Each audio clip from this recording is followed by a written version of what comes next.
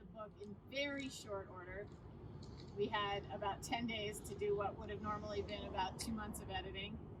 And that involved, texting each other at 1 a.m. and saying, okay, I'll get it back to you, because we had to keep trading it, because if one person made edits, it affected the next letter of the other person.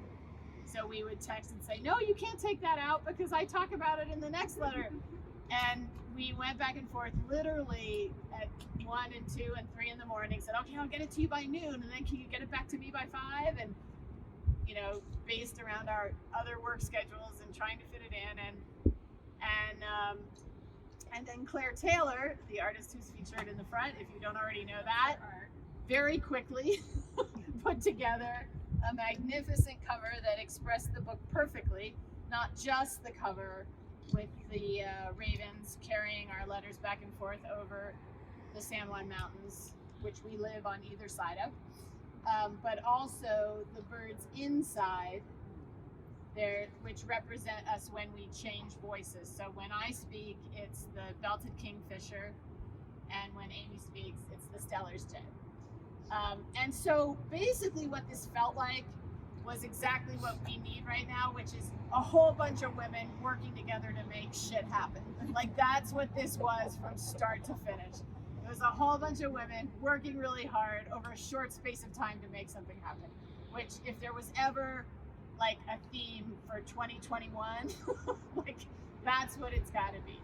And that's really our message in this book, is that the single most powerful force in the universe right now, but certainly in the United States of America, is the untapped rage and love and power of women.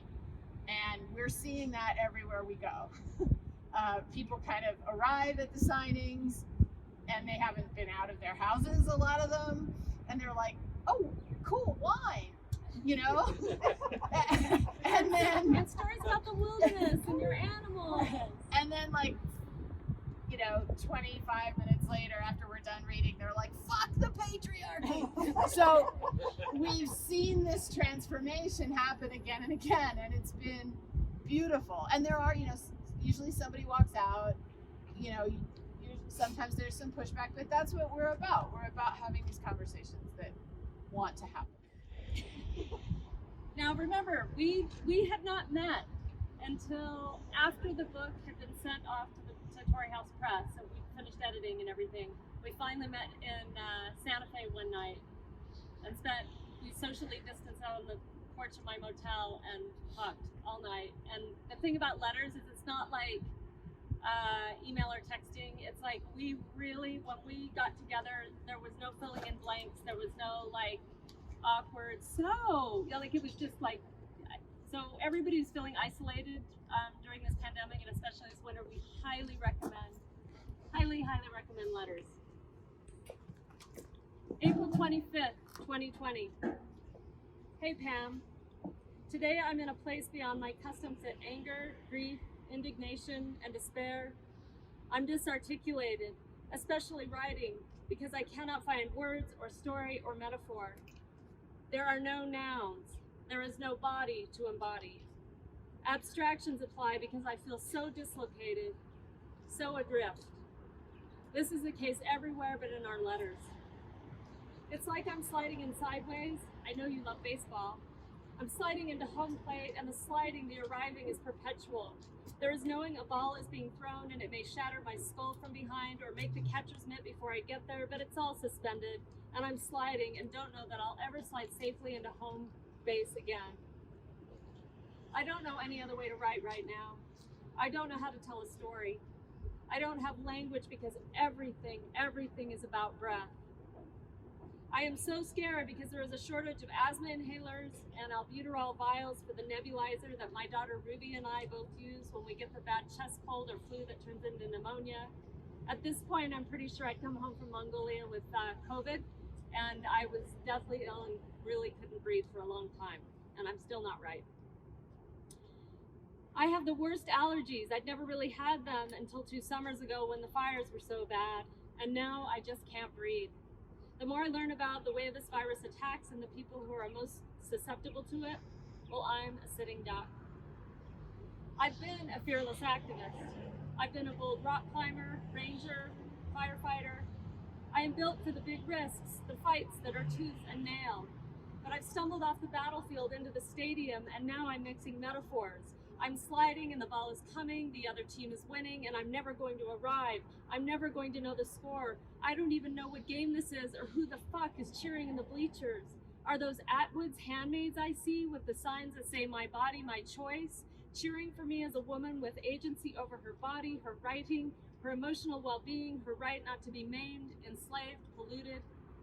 Or are they the protesters who refuse to wear masks, who won't keep their distance because it feels fascist when really all we're trying to do is buy time for vaccines and medical equipment to be made? Is it really okay that people are dying as long as we save the economy? Must these things be mutually exclusive? Yesterday, the flycatchers showed up on the little balcony attached to my writing loft as they do every spring.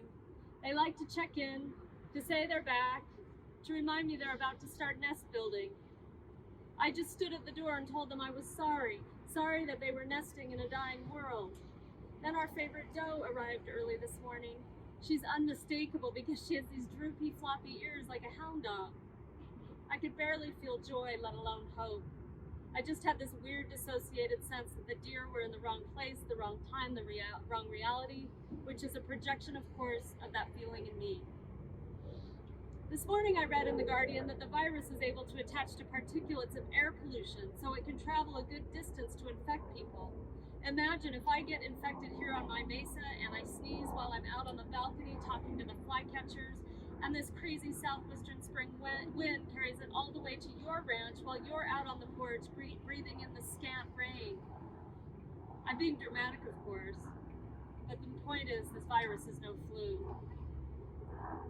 I went looking for better news than Washington offered to counter the small groups of hateful lunatics who had been hogging all the airtime. In our own state, police are looking for a man who went into a market in Evergreen and breathed all over the produce. I can't walk back the video footage in my head, and only now that I'm writing to you about it do I realize it's the damn breathing thing again. And then we have some creepy guys who leered at Ruby when we went walking.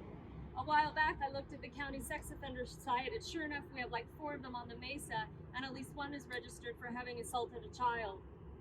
So doors are locked, blinds are drawn. If anyone invaded, Devin and I are both pretty good with a gun, but that's not how I want to go about my business. Now Ruby's on third base, and I have to decide whether to urge her to run for home plate too. She's already so scared. Angry that her childhood was stolen by epilepsy and now her teen years have been hijacked by the double whammy of climate catastrophes and a pandemic. She turned sweet 16 in September. She had her whole party planned out.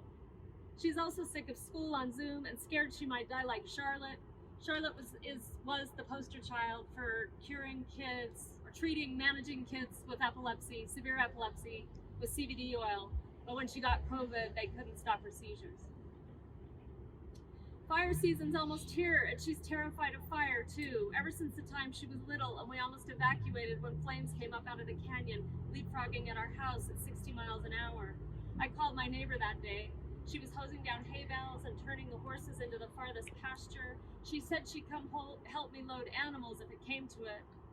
Fortunately, the wind changed, but Ruby's lived in fear since. Oh, the fires. We don't have much time till they're here, and what does that look like with these relentless winds and perhaps sick firefighters and what will amount to little federal funding amid one of the worst droughts the Southwest has ever endured? I'm sorry.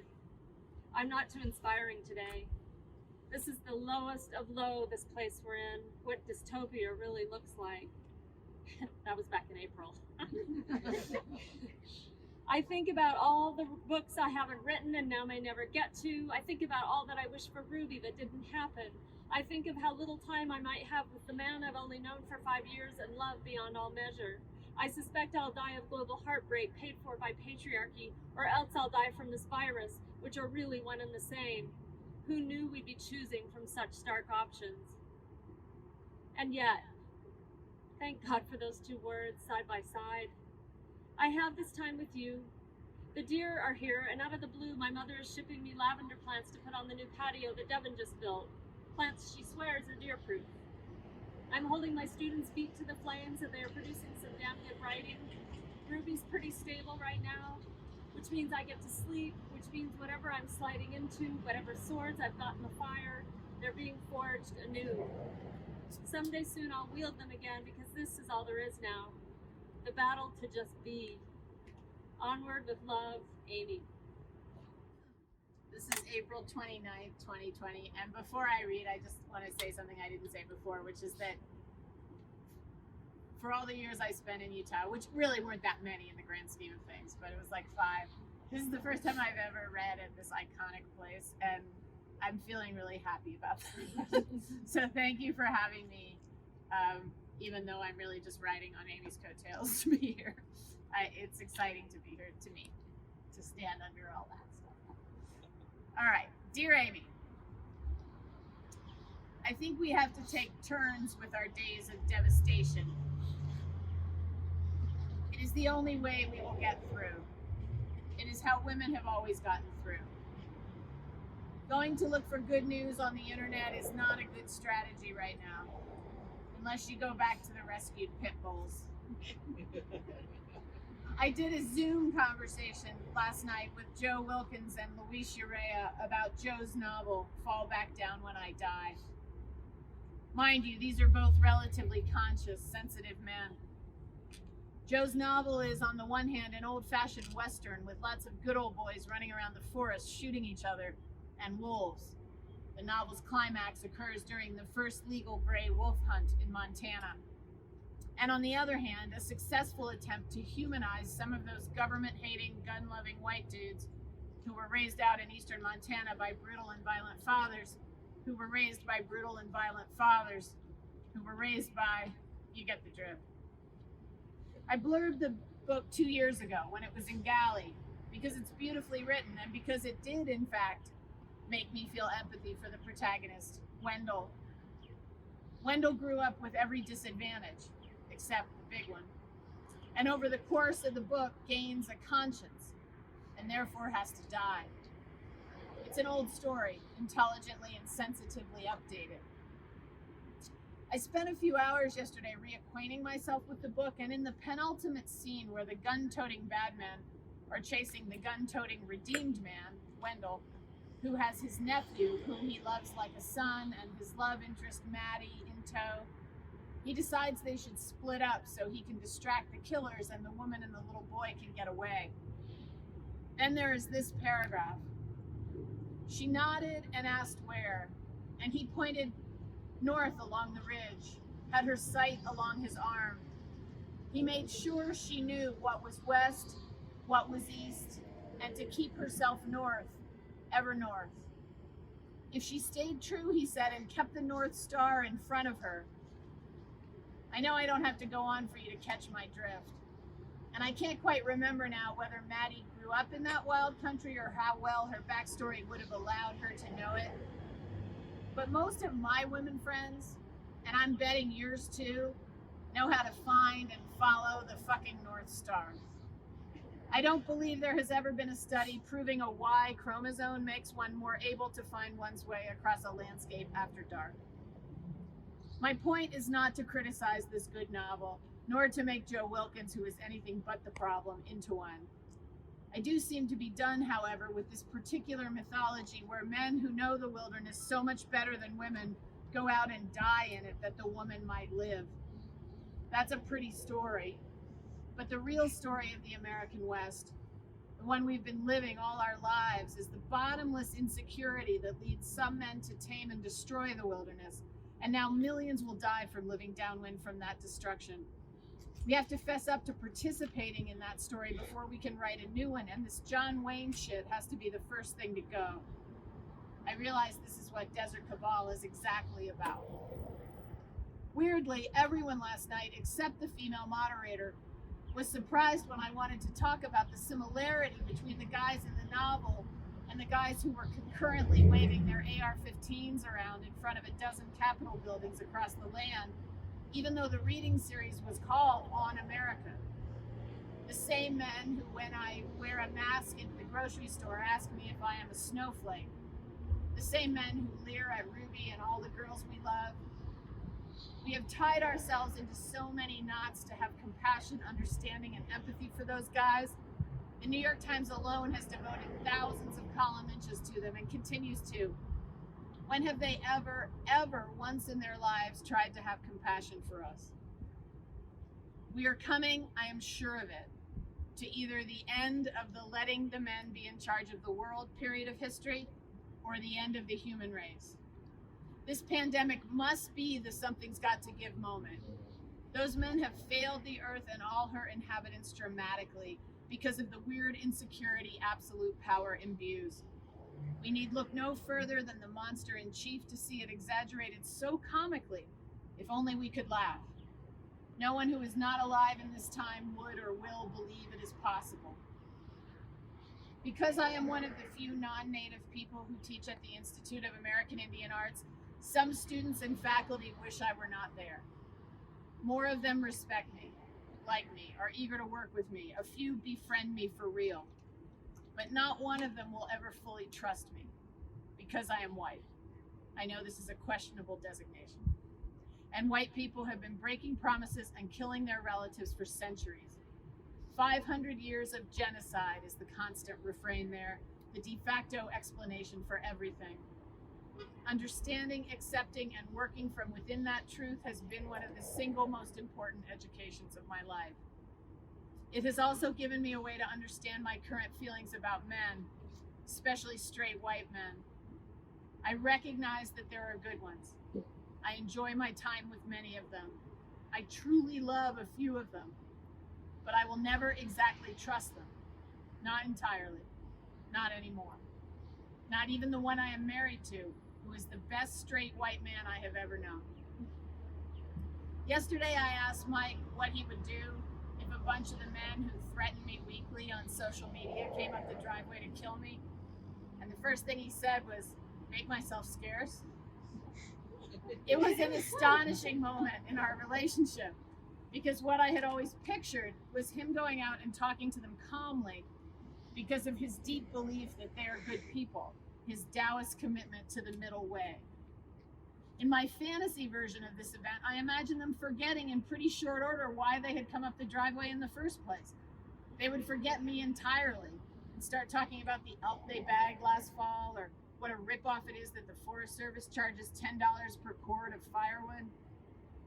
Making Mike the enemy is even stupider than doing the same to Joe Wilkins.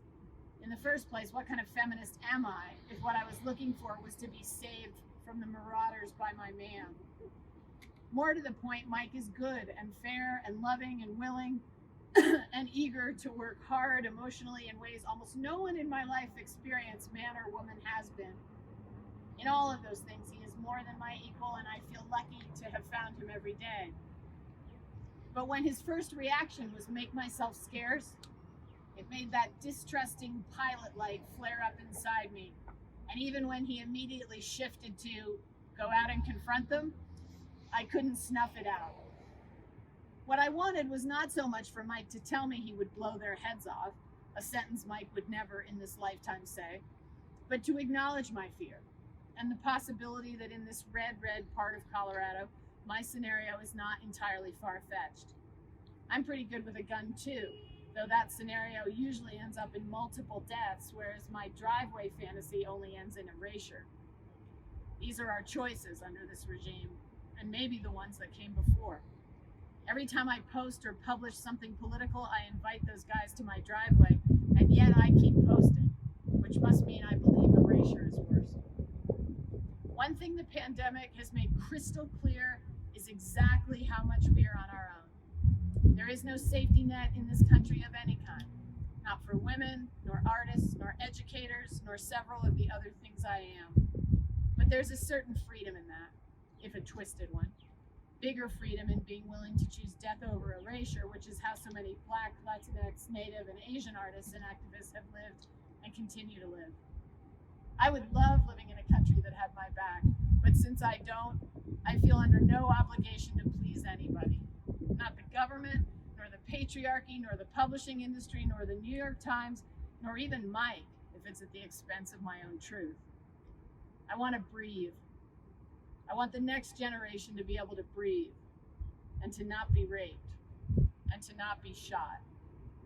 I want to love Mike, my friends, animals, and surrogate family members in a way that is bigger than pleasing.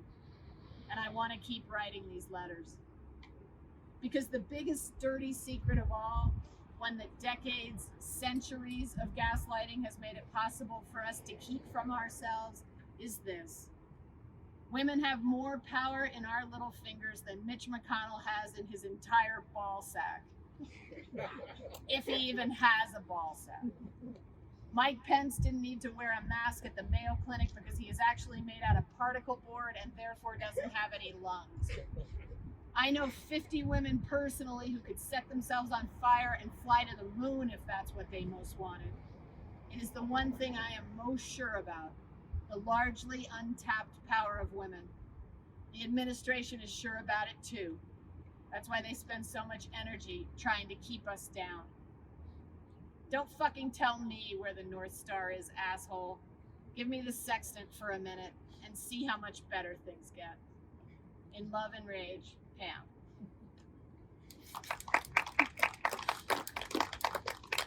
May Day 2020. Dearest Pam, it's day 51 since we closed our front door to the outer world. It's also May Day, which the naked, naughty pagans who were tortured and killed for loving the natural world called Beltane. It is also almost Mother's Day, and as I mentioned, my mother sent lavender plants.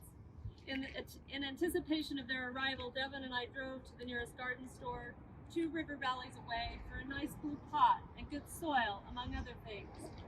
The marquee out front was inviting and said masks were required. Like you, Pam, I live in a red corner of Colorado, a place where folks post Trump 2020 yard signs, but there are Trump Junior 2024 signs too. Like you, there is eye rolling when we cover our faces at the market or the post office, but for the most part, everyone's leaving us to our own choices. But the garden staff, masked and gloved, still so accessible and helpful, suffered worse. As we paid up and said thanks, one employee with tears in her eyes said, "Thank you for helping us stay healthy, and thank you for not verbally assaulting us." Someone comes in here every 20 minutes or so and just screams at us, calls us names, says that because of the mask requirement, they'll never shop here again. May Day is the call for ships and airplanes in distress. It derives from the French phrase "m'aider" or "help me." Aidez-nous is the plural form, but you probably knew that because one of our parallel lives took place in the French Alps. I worry about our own protests in these letters. There will be counter-protests, which is fine. That's what democracy's about. Until the men with the guns come up the driveway, that's the antithesis of democracy. I can barely breathe imagining how this ends. Enough of this country believes that storming a state capitol with assault weapons, carrying signs that say, "Let the sick die so the economy might live," is American. I dreamed last night that an ex had his hands around my throat, a man who in the waking world had done the same. I couldn't speak, couldn't breathe. I woke thinking, they're gunning for a persistent chokehold. Depress our oxygen levels so we aren't clear-headed enough to locate the North Star when it's hanging there in the inkwell of night, dazzling as ever. So we can't take in air enough to walk toward it for as many miles as it takes to arrive in a healthier, kinder world. I see clearly now where to go, but I have been so lost. And every time it's because I ignored my instincts and desired and followed some guy into his narrative. There's the boyfriend I took the heat for when he rear-ended another car, and since his driver's license was suspended, begged me to switch seats before the cops got hit there. This happened just like around the block, actually. And my mother just left, which is good, because the next part says, the boyfriend who told me, a teenage me, to smoke something cool, which I did without question, only to learn later it was crack cocaine. There's the therapist who told me to stop writing because he thought I was like Listerine, too blistering, too angry. It's inconceivable to me now that I obeyed. I own my own part here, of course, but what staggers me is how many men have put me in jeopardy, have used me as a rung on a ladder to get to high ground, and did so without ever asking how I felt about it. I'm not sure any of them noticed, though, because it's marbled into cells, psyches, society, just as it's ingrained for women who grew up with a father who pats your 15-year-old ass and tells you that the most important class you'll take in high school is typing, not so you can write books, but so you can get a good secretarial job. But only, he adds, if you keep the weight off those thunderous skier thighs. There are bad guys out there who will read this and say terrible things about us. There will be threats, dismissals, or worse. Certainly there will be those who don't even consider this real writing. But even a lot of the good guys out there will read this and bristle and push back and dismiss the fact that sexism is a condition of maleness just as racism is a condition of whiteness. Something we should be looking out for, apologizing for, and making amends for the rest of our lives. Those with the wealth and entitlement inherited from forefathers who built fortunes using enslaved black people, who acquired land by killing the native people, who turned around and built the factory farms, the ski and golf resorts, the Amazon warehouses, the coal-fired power plants, the hunting safaris, the gated communities. But they also founded the environmental movement, and in the process, they defended an idea of wilderness romanticized and chauvinized by John Wayne, Cormac McCarthy, Edward Abbey. And until we come clean about that, until my liberal environmentalist friends stop trying to take me down at the Thanksgiving table by telling me that the story I want to write about powerful women is irrelevant, uninteresting, and incapable of changing the world, their hands also grip our throats. Last night, I reread Cowboys Are My Weakness. Earlier in the book, because we were commenting on and admiring one another's earlier work, I finally confessed that when I was in my 20s and I first read Cowboys Are My Weakness, I got so mad at it when I finished it that I threw it against the wall. And because I didn't want to be that woman, and I was exactly that woman. It is such a savor, slicing through the story that all is well between men and women, that we are enlightened enough to meet one another in bed, in the wilderness, in the halls of Congress, in a dark alleyway, or in the driveway on equal ground. Sadly, that book is as relevant several decades later. Now I see why I first threw it against the wall, because I envied that at that young age you knew enough of yourself to push back against the lone white male narrative. During those years, I was leading hard rock climbs, running rescues, and guiding my squad out of wildfires that had turned on us, but I was lost in a story that wasn't my story.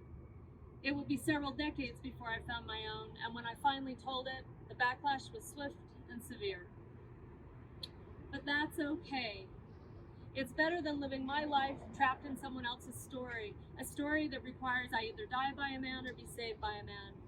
I only want to live a life in which I find my own way before I die wizened and worn out from a life that nearly burst at the end, so full it was with opportunities to speak, to ride, dance, wander, teach, learn, love.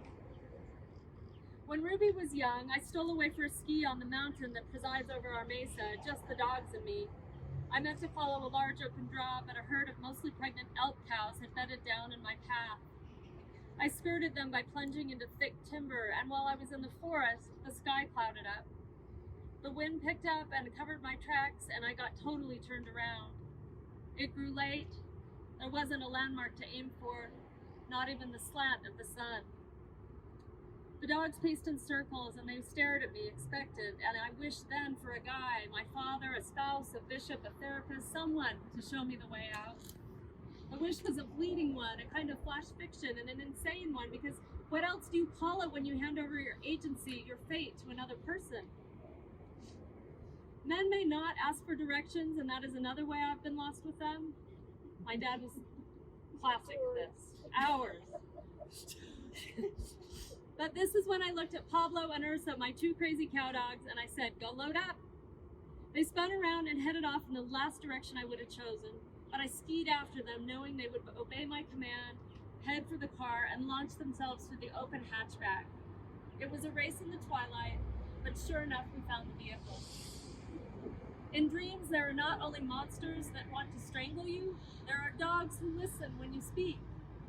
Carl Jung, the famous psychotherapist, called them psychopomps, beings that if you're lost and ask for help, they will lead you to God. But dogs listen in the woods too, and they'll lead you to safety every time. If home proves to be a place you cannot breathe, the dogs will follow you when you leave that story. So will those velvety herds of elk cows and the forests, the elders and saplings and every tree in between. If the guns come for us, Pam, grab your pen and notebook, your bivy sack, your flint and steel.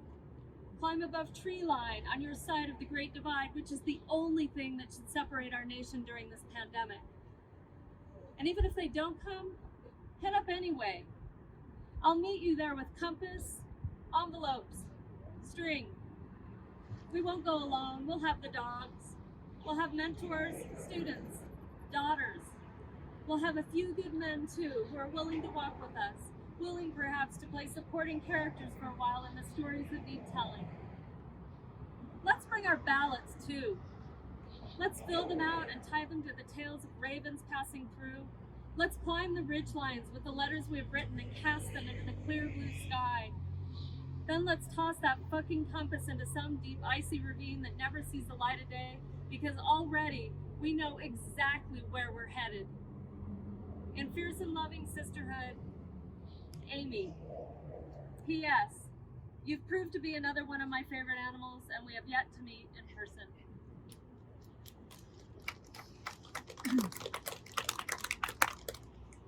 May 7th. Dear Amy, your letter made me think of one of my favorite short stories, Ursula Le Guin's Sir. I wonder if you know it.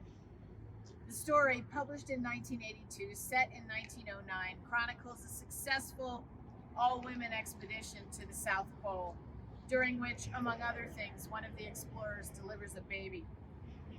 The story stays with me because after the women overcome every hardship to finally reach the pole on December 22nd, 1909, and discuss leaving some kind of marker or monument, a snow cairn, a tent pole or flag, they decide against it because there seemed no particular reason to do so, because anything they were was insignificant in the face of that great landscape.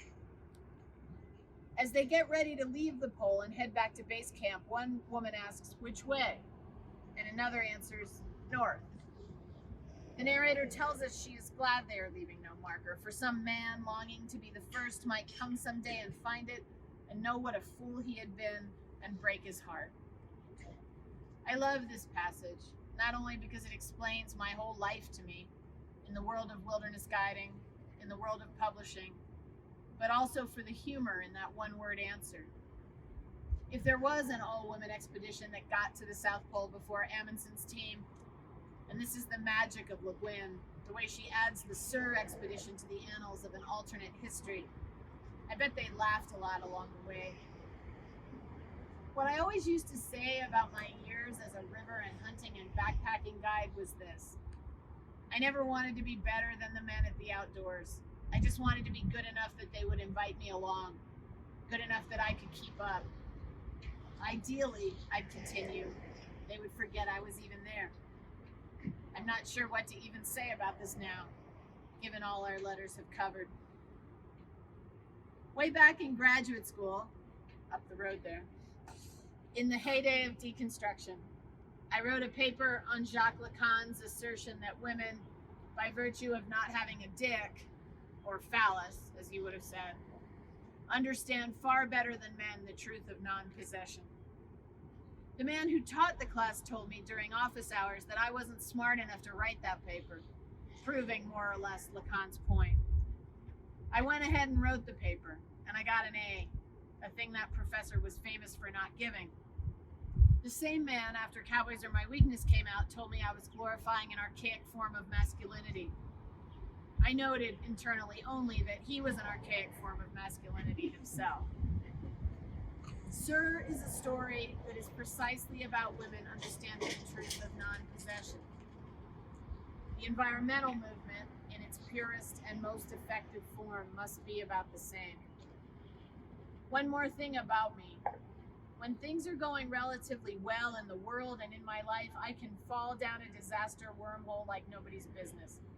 But when the shit hits the fan for real, what I realize I cannot live without is hope.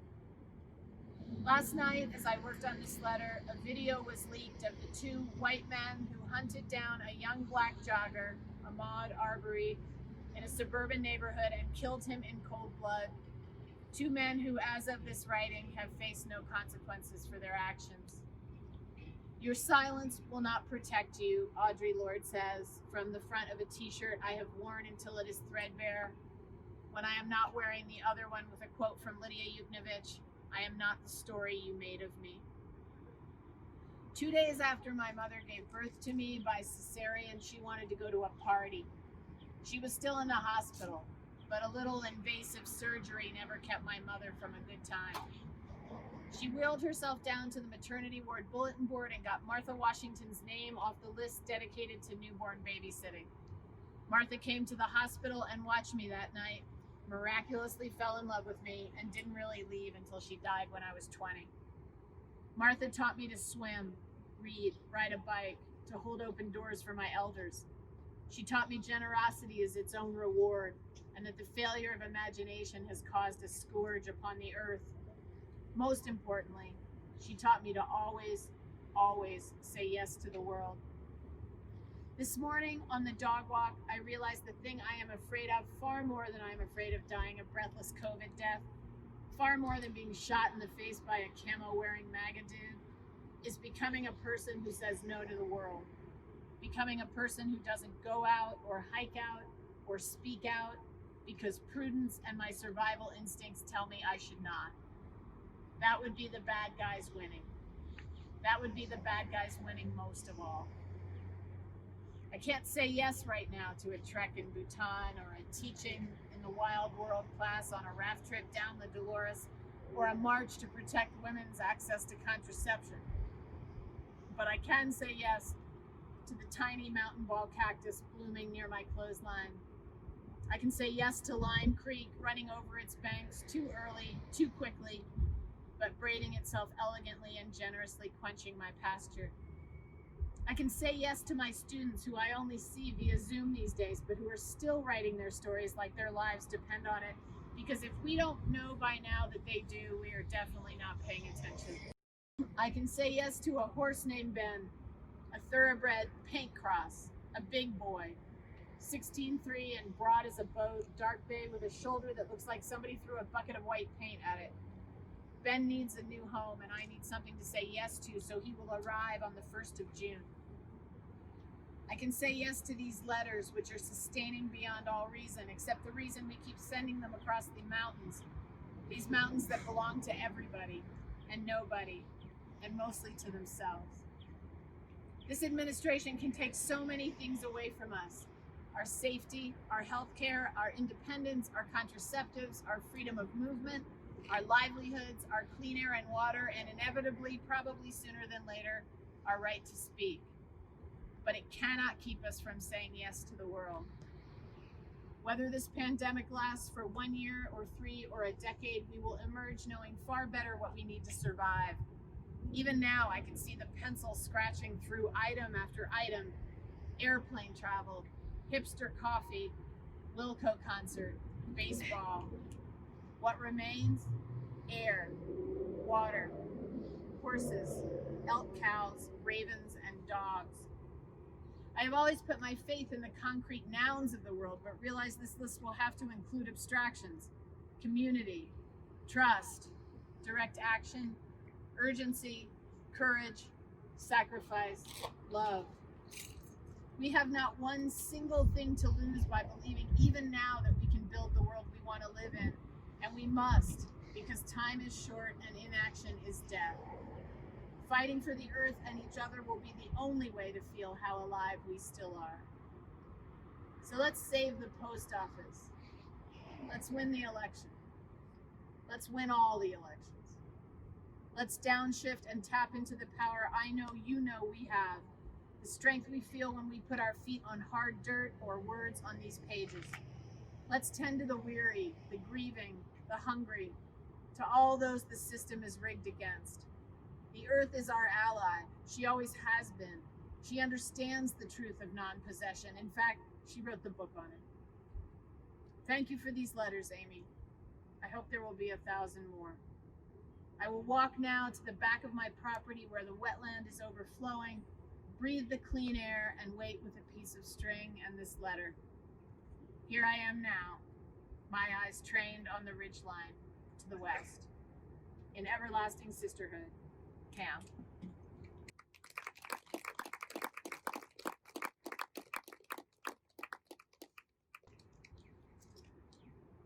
Questions?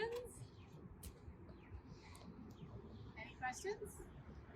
Tim looks like he's on a mission. You can do the Q&A. What? You can do the Q&A first. Okay. Any questions for us? Yeah. Claire.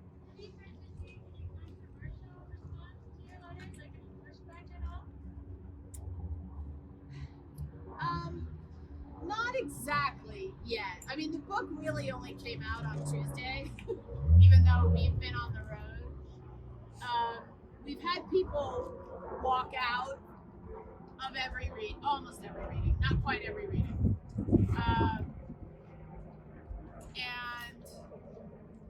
But we really haven't gotten any social media pushback.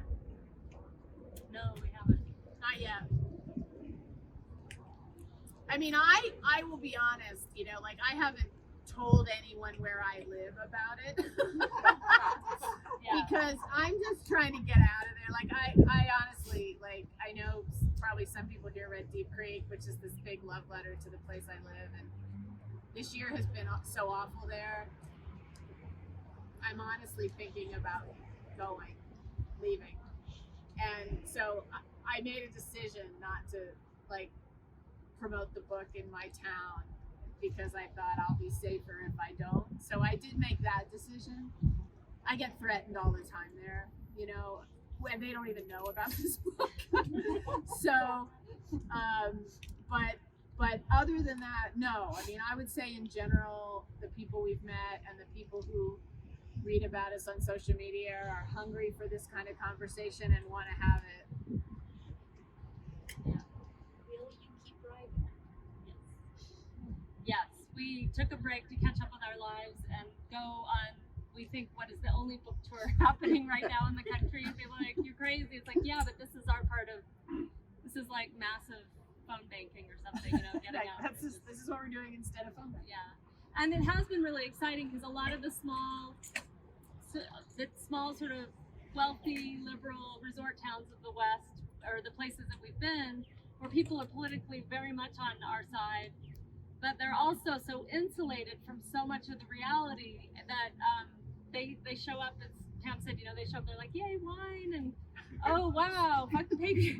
But we even had one woman who was a Democrat, but she was in one of these wealthy towns, and she said, I just don't, where are you two getting your information and your news from? Because fascism, a coup, my Trump neighbors are so nice. And we're like, you really need to pay attention because shit's happening. Yeah. So, but for the most part, people, you can feel the room change, and by the end, people are buying 5 or 10 books to give to everybody, and so it's been worth it to be out. I mean, we had a small gathering like this. We sold 70 books one night because people were just like, I'm buying one for everybody I know so that they just stay fired up. So that's been good because we were quite leery. I mean, my work, I usually get threats, and Pam gets threats. And we figure it's only a matter of time, but maybe all the militia guys are after bigger Befriending fish. other people, Right. exactly. It's hunting season. They're all out hunting. Right, true. Can you say something about the perhaps tactile permanence of physically writing, as opposed to the ephemeral nature of social media, the kind of heart and soul that you might put when writing a friend one way or the other? Sure. I mean, we both can because we talk about this all the time. I mean, the letters were amazing and completely different from social media. I mean, I think we've all gotten used to getting sustenance from whatever social media avenue we use, with, of course, our reservations and our trepidations about who's in charge of those things. And yet, they're no substitute for these letters. I mean, we spent hours writing to each other. We were having, Amy looked this up, we were having a womance. We didn't know what the We female didn't know what the equivalent female was to the version bromance. of a bromance was, but we were having a womance, and we were trying to we were trying to impress each other, frankly, you know, because we both liked each other's books and we wanted each other to like each other, and we found this person who understood exactly what we were saying. You know, that's how I felt when I read Cabal. You know, I thought, oh my God, this is exactly what I think all the time, you know. And so, you know, we wanted it to go well, you know.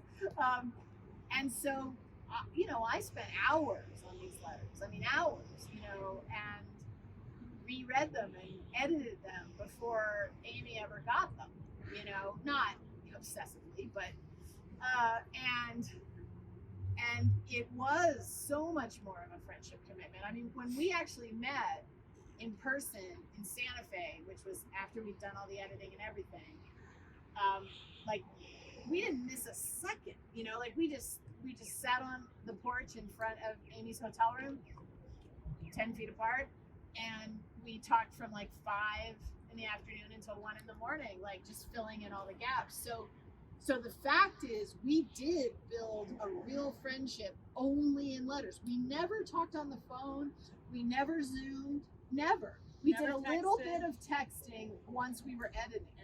But the first time we even saw each other was at the Tory House editorial meeting, which was, you know, weeks after the last letter. So yeah, I mean, we built the whole friendship out of letters, and they were thoughtful, considered letters. We were listening to each other with our whole selves.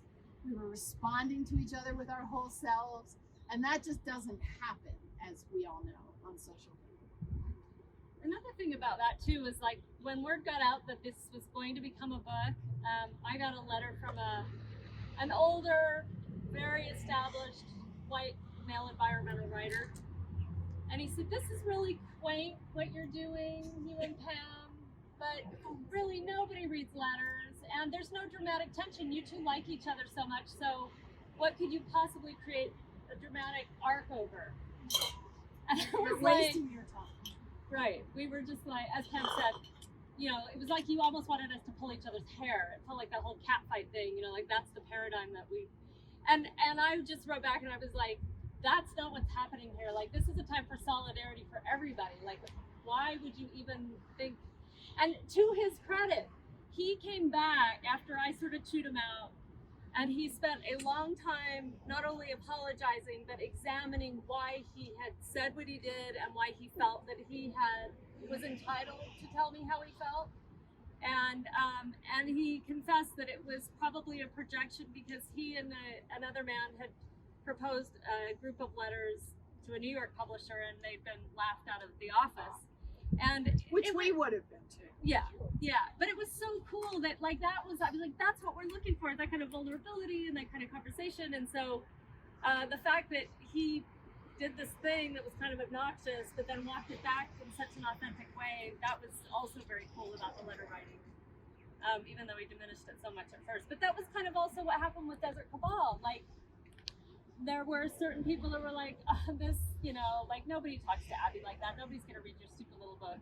And it turned out to be a really important book that sort of had its own path and made its own way in the world. And so, like, when we were deciding to do this, and Pam's like, I just don't know how New York could ever pull this off. And I said, I know exactly who can pull this off. And it's our beloved Salt Lake Tory House Press. Michelle Wentling's here today. And she's been holding our hand through this whole crazy dystopian book tour. So we really love those women a lot. Yeah, whole cities are shutting down right behind us.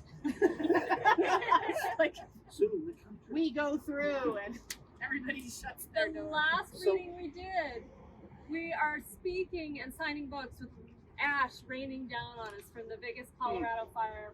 We have 3 fires burning Within around sight, us. basically. Yeah. Feel free to get your book signed. Yes. Cadence will be happy to sell you either Pam or Amy's books around the corner. Claire Taylor, the artist and graphic designer, has a table full of her lovely artwork and prints as well. And socially, with your mask, one at a time, please feel free to approach our authors if you have anything you'd like to say to them. And just keep 6 feet apart, please. And we can hear you with your masks on. People get tempted, like they get excited to get up here and they pull their mask down and shout their name at us, and we can hear you, we promise. Michelle, thank you, and Tory House Press. Yeah.